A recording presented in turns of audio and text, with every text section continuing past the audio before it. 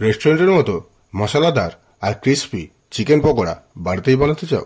যদি বানাতে চাও তাহলে আজকে ভিডিওটা পুরোটাই দেখতে থাকো, কারণ আজকে আমি এই ভিডিওর মধ্যে দেখাবো রেস্টুরেন্টের মতো চিকেন পকোড়া কিভাবে বানানো হয়।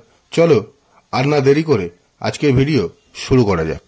তার সব থেকে প্রথমে আমাদের যে জিনিসটা প্রয়োজন সেটা হচ্ছে চিকেন, যেটাকে আমরা এখানে 500 গ্রাম নিয়ে নিয়েছি উইথ বন।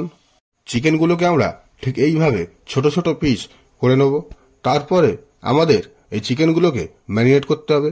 ম্যারিনেট করার জন্য একটা মিক্সিং জারেতে কিছুটা আদা, কিছুটা রসুন আর কটা কাঁচা লঙ্কা নিয়ে এটাকে আমরা পেস্ট করে নেব বিনা জল দিয়ে।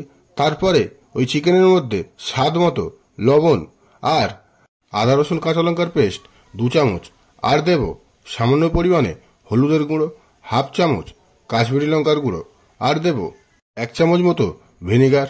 এগুলোকে দিয়ে আমরা মাংসটাকে ম্যারিনেট করে প্রায় 10 মিনিট মতো রেখে দেবো। 10 মিনিট হয়ে গেলে আবারও এই মাংসটাতে আরও কিছু মশলা দিয়ে ম্যারিনেট করতে হবে। হাফ চামচ কাস্তুরি মেথি, হাফ চামচ জোয়ান, হাফ চামচ দেব চিলি ফ্লেক্স, সামান্য পরিমাণে গরম মশলার গুঁড়ো, আর দেব কিছুটা কুচনো ধনিয়া পাতা, সঙ্গে দেব হাফ চামচ আমচুর পাউডার, আর দেব 1 চামচ কাশ্মীরি লঙ্কার গুঁড়ো। সবকিছু মশলা দিয়ে দেওয়ার পরে ওর মধ্যে আমরা দেব 3 চামচ মতো বেসন আর 2 চামচ মতো কর্নফ্লাওয়ার।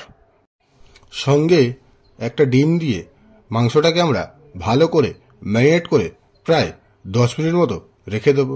তাতে চিকেনের ভেতরে মশলাটাও ভালোভাবে ঢুকে যাবে আর চিকেনটা বাইন্ডিং আর জুসি খুব ভালো মতো হয়ে যাবে।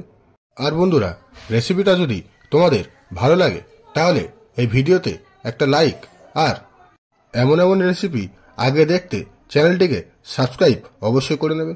তা বন্ধুরা, যখন দেখবে চিকেনটা 10 মিনিট রেস্ট হয়ে গেছে তখন এই চিকেনটাকে আমরা ডিপ ফ্রাই করে নেব। তা ডিপ ফ্রাই করে নেওয়ার জন্য চুলার মধ্যে আমরা আগে থেকেই তেল রেখে দিয়েছিলাম। তেলটা যখন মিডিয়াম ফ্লেমে গরম হয়ে যাবে তখন এক একটা চিকেন ঠিক এইভাবে ওই তেলের মধ্যে ছেড়ে দিতে হবে। সবকটা চিকেন তেলের মধ্যে ছেড়ে দেওয়ার পরে চিকেনটাকে ঠিক ওইভাবে 1 মিনিট মতো না নড়াচড়া করে এইভাবেই রেখে দিতে হবে।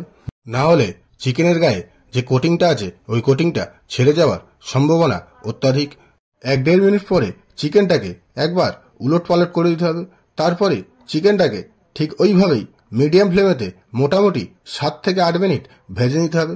ভেজে নেওয়ার পরে যখন 80% হয়ে যাবে তখন চিকেনগুলোকে তেল থেকে ছেঁকে তুলে নিতে হবে।